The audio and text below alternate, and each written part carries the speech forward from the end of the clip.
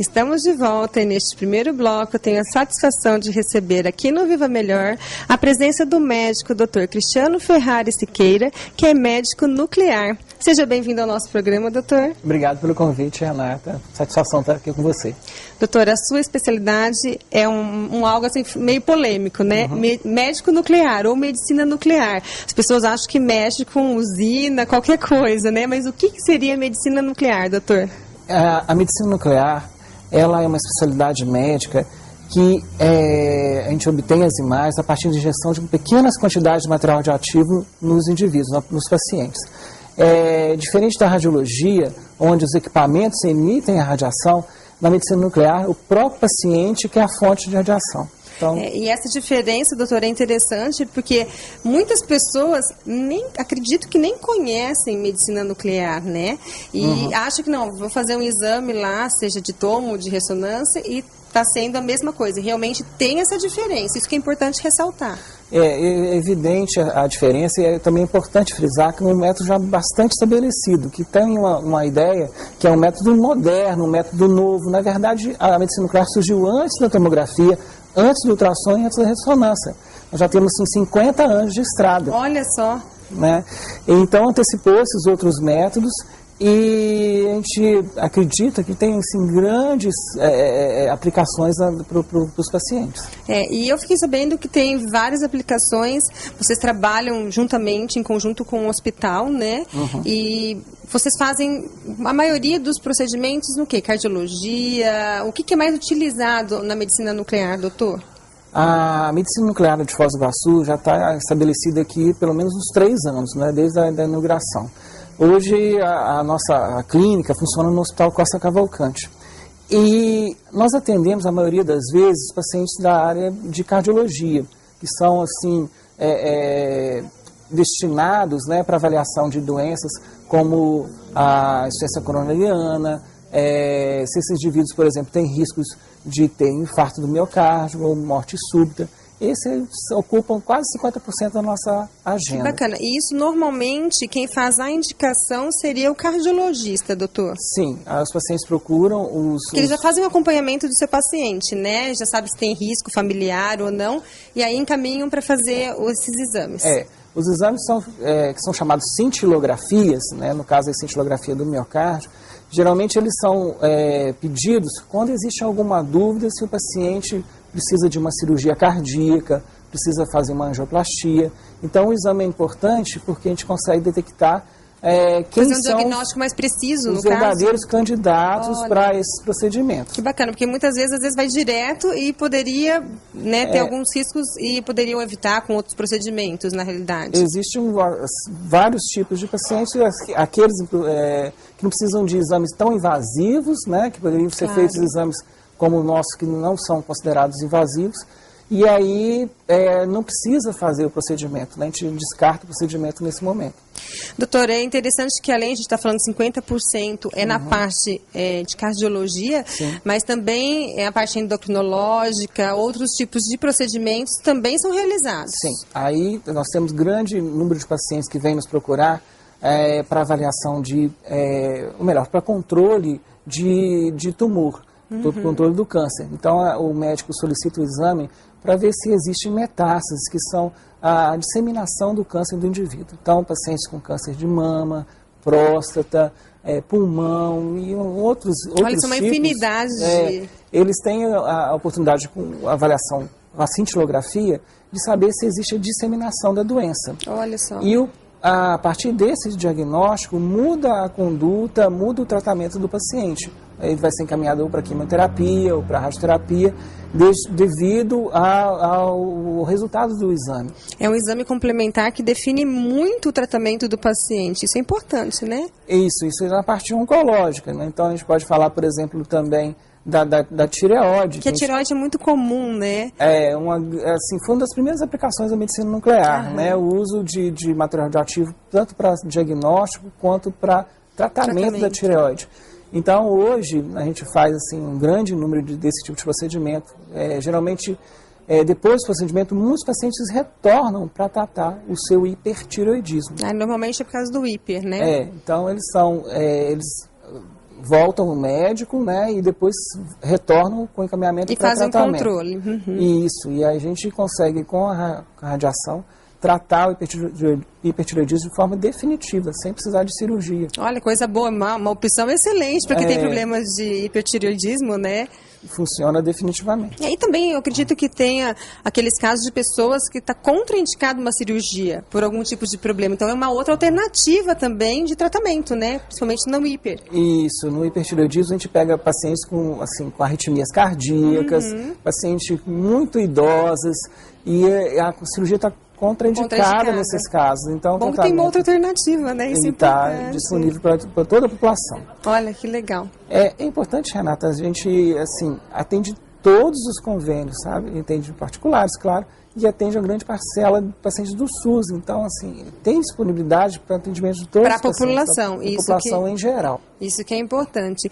E acredito que seja uma das coisas que as pessoas devem estar se perguntando em casa ou preocupada. A gente falou de radiação, de medicina nuclear, mas assim, o doutor explicou que, na realidade, é introduzida a radiação no paciente, não é o equipamento que passa a radiação. Como seria isso, então, doutor? É injetado no paciente? Como que funciona? Essa é a grande diferença da radiologia e da medicina nuclear que a gente trabalha, né? Então, os pacientes que chegam para fazer o procedimento, ou eles vão ser incorporados com material radioativo por via venosa, uma injeção simples do material radioativo, ou então eles podem inalar o material radioativo até ingerir o material, dependendo do procedimento. Depende da idade também, doutor? Depende do que será realizado. O procedimento do exame. A maioria das vezes ele é injetado. Tá?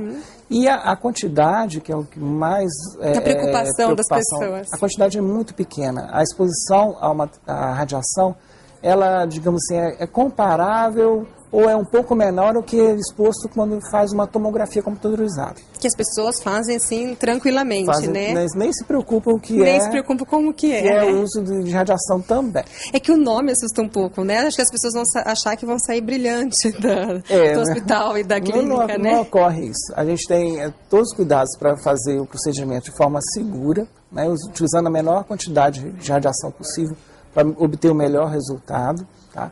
E, assim, as contraindicações do exame, que seria importante mencionar, são as pacientes gestantes. Porque aí está tudo informação, realmente aí...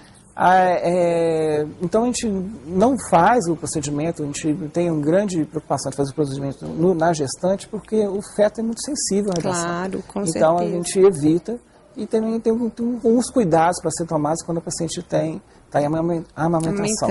Isso. Tá. Mas para o pessoal entender um pouquinho também, doutor, a cintilografia, a gente vai estar vendo algumas imagens aí também que está passando na nossa tela, que é um aparelho que você deita, é injetado, seria um contraste, né, esse material radioativo, e a máquina fica paradinha, não é totalmente indolor, que as pessoas ficam com medo. Será que dói? Será que não dói? O aparelho nem emite som. É tranquilo? Exatamente, tem o som que a gente lembra, o som da ressonância, que é um som que incomoda, né? No aparelho de medicina nuclear, que é chamado gama-câmara, ele não é completamente, não provoca nenhum ruído, né? Nenhum incômodo na pessoa. A dor do procedimento é a dor de uma injeção, tá? Como se fosse tirar um sangue também. Como se fosse um laboratório fazer uma coleta de sangue. Tá? Agora, às vezes o que muda de um procedimento para outro, de avaliação de um órgão para outro, é o tempo entre a injeção do remédio e o momento do exame, que pode ser imediato, pode esperar às vezes 3 horas, às vezes pode esperar 24 horas após para a gente fazer uma leitura. Isso aí é orientado cada caso a caso. Cada caso é orientado. E o doutor fica monitorando isso através de um computador. Isso, aí o equipamento ele faz a leitura, o equipamento não emite radiação nenhuma, quem vai emitir é o próprio paciente. E essa radiação, inclusive, ela... A partir de 6 horas, 24 horas, a gente não identifica mais essa radiação no corpo do indivíduo, ele próprio elimina isso aí. E ela é eliminada pela urina, doutor? Pela urina, tá? Pelas fezes também. Alguns cuidados para o paciente pós feito o exame? Tipo, beber muito líquido, por exemplo, alguns cuidados especiais? O líquido é importante para incentivar a eliminação mais rápida. Correto. Tá? Em alguns casos especiais, que a gente usa o medicamento para tratamento, que é uma dose maior, a gente orienta para ficar afastado de criança e gestante, um período de dias, semana, né? Isso é bom, essa orientação, principalmente para as mães que têm crianças pequenas, e precisa fazer o exame, né? Ou deixar com uma avó, pelo menos num período, certo Mas período seria isso. É o tratamento. Sim, quem está em tratamento, não só o exame. O dia a dia do diagnóstico, o tempo necessário para a pessoa retornar ao convívio é o tempo de sair da clínica. É rápido, então. É o tempo que ele fica lá, ele já, digamos assim, dissipa a quantidade de radiação necessária para voltar para o convívio com a comunidade, tá? E familiar. Eu vou dizer que a sua especialidade realmente é algo assim diferenciado, no qual as pessoas devem ter mais conhecimentos. Por isso eu agradeço muito a sua presença aqui no programa, para mostrar e falar para as pessoas essas orientações do que é a medicina nuclear. As indicações, como o doutor mencionou muito bem, muito claramente, são inúmeras. Existem até tratamentos que, olha, podem até evitar as cirurgias, principalmente pessoas que estão contraindicadas, né, que a gente estava mencionando. E o mais importante, que as pessoas têm muito medo, né? Medicina nuclear, radiação. Será que eu posso fazer? Vai comprometer outros órgãos? Vai ter algum problema? Como o doutor mencionou, realmente é bem tranquilo, né? O que a radiologia chama de contraste, a gente tem um nome um pouco diferente, que chama radiofármaco. Tá? Esses radiofármacos, eles não têm participação em nada do corpo do indivíduo. Então não vai afetar em nada. Não participam de nenhuma função, não tem nenhum efeito farmacológico. As pessoas ficam preocupadas, lógico, né? Digamos, a primeira dúvida das pessoas. E também a chance, a probabilidade de ocorrer uma reação grave usando um radiofármaco, que a gente de costume nosso, é de 2 a 3 pessoas em 100 mil que fazem o procedimento. Olha Tá? só. Então, assim, comparando com a radiologia convencional, que usa lá o contraste, que é diferente do nosso, é um número muito baixo, tá? Então o exame é muito seguro. Muito seguro e com características que podem melhorar muito o diagnóstico e o tratamento dos pacientes, né, doutor? Assim, outro exemplo que a gente pode citar, o que a gente observa muito aqui em Foz, as pessoas aqui praticam muito esporte. E às vezes procuram o ortopedista com dores. Eles pedem o raio-x não vem nenhuma alteração. Não diagnostica nada. Não. Então, quando é feita uma cintilografia do osso, a gente consegue pegar alterações muito sutis no indivíduo, que às vezes, assim, mais precoce, 3 meses de precocidade que um raio-x convencional. Olha só a importância do exame. Então, a gente consegue fazer diagnóstico de fratura, chamada fratura de estresse ou fratura de fadiga do indivíduo esportista, tá? Com muita rapidez, muita agilidade e encaminhar logo o indivíduo para o tratamento. Isso é uma grande uma grande vantagem da medicina nuclear. E eu fico feliz que aqui em Foz do Iguaçu, o doutor Cristiano está presente, auxiliando todos os outros médicos que mandam os pacientes para fazer esses tipos de exames, né? Ajudando muito no diagnóstico e também nos tratamentos, né, doutor? Já há 3 anos, ali no Costa Cavalcante, na clínica anexada ao Costa Cavalcante, né? A nossa clínica, ela faz parte da Vita Imagem, né, que fez essa parceria com o Costa Cavalcante e trouxe a medicina nuclear, trouxe o profissional e a gente montou esse serviço aqui. Então, você que está acompanhando a entrevista com o médico Dr. Cristiano, está vendo a importância da medicina nuclear nas nossas vidas.